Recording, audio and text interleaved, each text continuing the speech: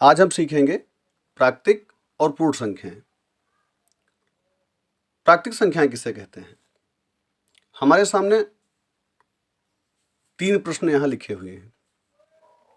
पहला है, मैदान में कितने खिलाड़ी हैं?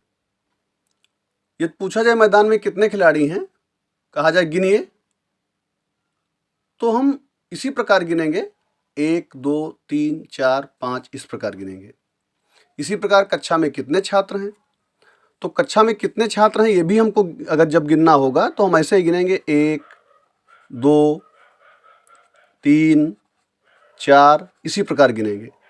टोकरी में कितने फल हैं, तब भी हम ऐसे ही गिनेंगे, 1 2 3 4 5। कहने का अर्थ यह है कि जब भी हम वस्तुओं को गिने या कोई चीज़ गिने, तो जब हम गिनते हैं तो हमेशा 1 से ही शुरू करते हैं। कभी हम ऐसे नहीं गिनते कि 0 1 2 3 4 5 6 7 8। कभी हम 0 का प्रयोग नहीं करते।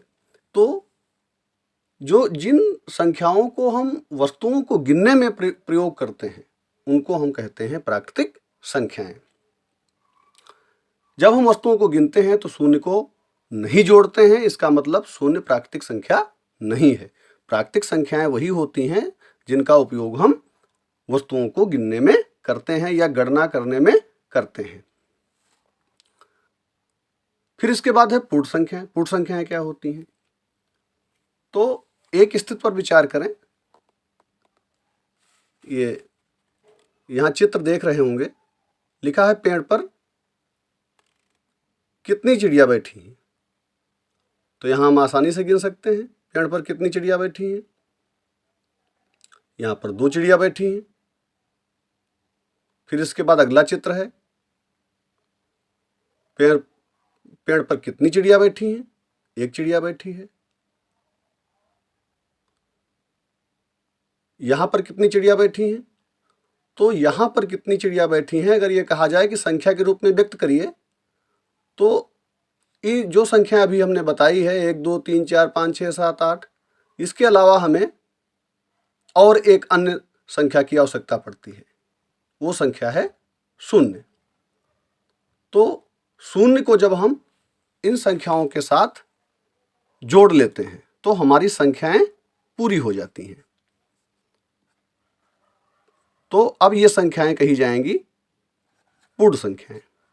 अब ये संख्याएं कही जाएंगी पूर्ण संख्या। जब हमने इनके साथ में 0 को जोड़ लिया तो इन संख्याओं को हम पूर्ण संख्याएं कहेंगे।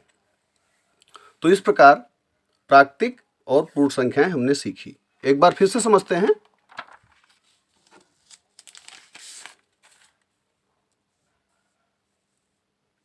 प्राकृतिक और पूर्ण संख्याएं। तो प्राकृतिक संख्याएं क्या होती हैं? वस्तुओं को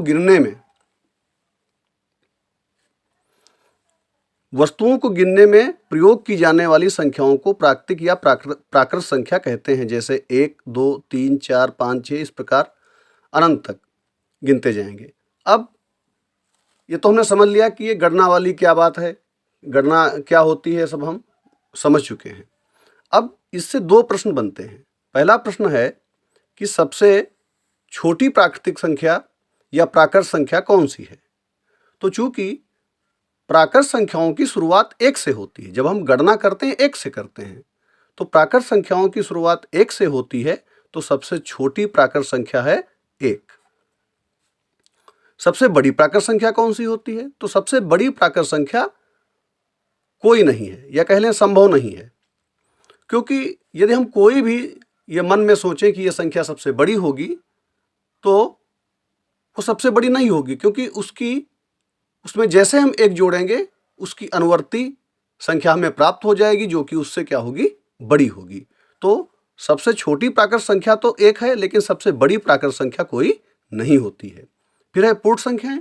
तो जब प्राकृत संख्याओं के साथ हम 0 को शामिल कर लेते हैं तो हमारी संख्याएं पूरी हो जाती हैं, यानी जो हमें आवश्यकता थी वो पूर्ण हो गई है, तो ये संख्याएं हो जाएंगी पूर्ण संख्याएं। पूर्ण संख्याएं इस प्रकार होंगी 0 1 2 3 4 5 6 7 8 इस प्रकार जितनी संख्याएं हैं अनंत तक।